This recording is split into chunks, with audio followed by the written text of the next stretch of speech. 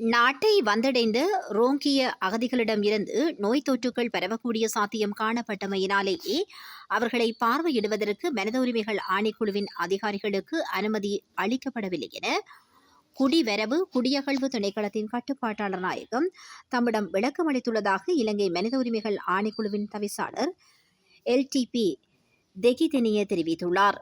அண்மையில் மியான்மரில் இருந்து படகில் வந்த 115 அகதிகள் முல்லைத்தீவு கடற்பரப்பில் இலங்கை கடற்படையினரால் மீட்கப்பட்டனர்.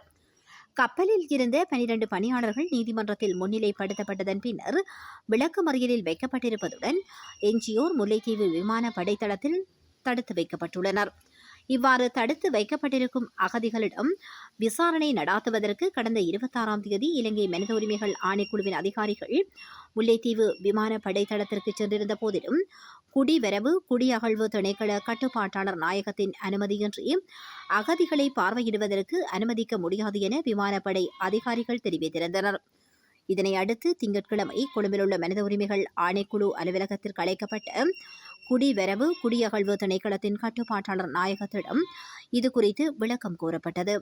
அதனை அடுத்து இதுபற்றி ஊடகங்களுக்கு தெளிவுபடுத்திய ஆணைக்குழுவின் தவிசாளர் LTP தெகிதெனிய மேலும் தெரிவிக்கின்ற போது, அண்மையில் இலங்கையை வந்தடைந்து ரோங்கிய அகதிகளுடன் தொடர்புடைய வகையில் தோற்றம் பெற்றிருக்கும் நெருக்கடி நிலை குறித்தும் கலந்துரையாடுவதற்காக குடிவரவு குடியகழ்வு திணைக்களத்தின் கட்டுப்பாட்டாளர் நாயகத்தையும் விமானப்படை அதிகாரிகளையும் மனித உரிமைகள் ஆணைக்குழுவுக்கு அழைத்திருந்தோம். ஏனெனில் மேற்குறிப்பிட்ட ரோங்கிய அகதிகள் முல்லைத்தீவில் உள்ள விமானப்படை தளத்தில் தங்க வைக்கப்பட்டிருந்த வேளையில் அவர்கள் குறித்து ஆராய்வதற்காக மனித உரிமைகள் ஆணைக்குழு அதிகாரியான சந்திரஸ்ரீ அவ்விடத்திற்கு விஜயம் செய்திருந்தார். இருப்பினும் அகதிகள் குறித்து ஆராய்வதற்கு அவருக்கு அனுமதி அளிக்கப்படவில்லை.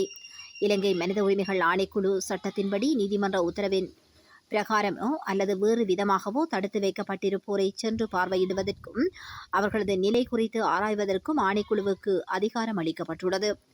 அரசியலமைப்பின் ஊடாக வழங்கப்பட்டிருக்கும் அவ்வதிகாரத்திற்கு அமைவாகவே மனித உரிமைகள் ஆணைக்குழுவின் அதிகாரி அங்கு ஆராய்வதற்கு சென்றார். இருப்பினும் அதற்கு அனுமதி மறுக்கப்பட்ட நிலையில் அது குறித்தும் கேட்டறியும் நோக்கிலேயே குடிவரவு குடியகழ்வு திணைக்களத்தின் கட்டுப்பாட்டாளர் நாயகமும் விமானப்படை அதிகாரிகளும் ஆணைக்குழுவிற்கு வரவழைக்கப்பட்டனர். இவ்வாறானதொரு பின்னணியில் இச்சம்பவம் குறித்து தான் பெரிதும் கவலை அடைவதாக குடிவரவு குடியகழ்வு திணைக்களத்தின் கட்டுப்பாட்டாளர் நாயகம் நம்மிடம் தெரிவித்தார். அது மாத்திரமன்றி நாட்டை வந்தடைந்த ரோங்கிய அகதிகளால் ஏதேனும் நோய்கள் பரவக்கூடுமோ என்ற கரிசனையின் விளைவாகவே அவர்களை பார்வையிடுவதற்கு அனுமதி அளிக்கப்படவில்லை எனவும் தற்போது சுகாதார பாதுகாப்பை உறுதி செய்வதற்கு அவசியமான நடவடிக்கைகள் எடுக்கப்பட்டிருப்பதனால் அகதிகளின் நிலைவரம் குறித்து ஆராய்வதற்கு மனித உரிமைகள் ஆணைக்குழுவுக்கு இடமளிப்பதாகவும் கட்டுப்பாட்டாளர் நாயகம் உறுதியளித்துள்ளார். இவற்றின் அடிப்படையில் தாம் அடுத்த கட்ட நடவடிக்கைகளை முன்னெடுப்பதற்கு எதிர்பார்க்கின்றோம் என்றும் அவர் தெரிவித்துள்ளார்.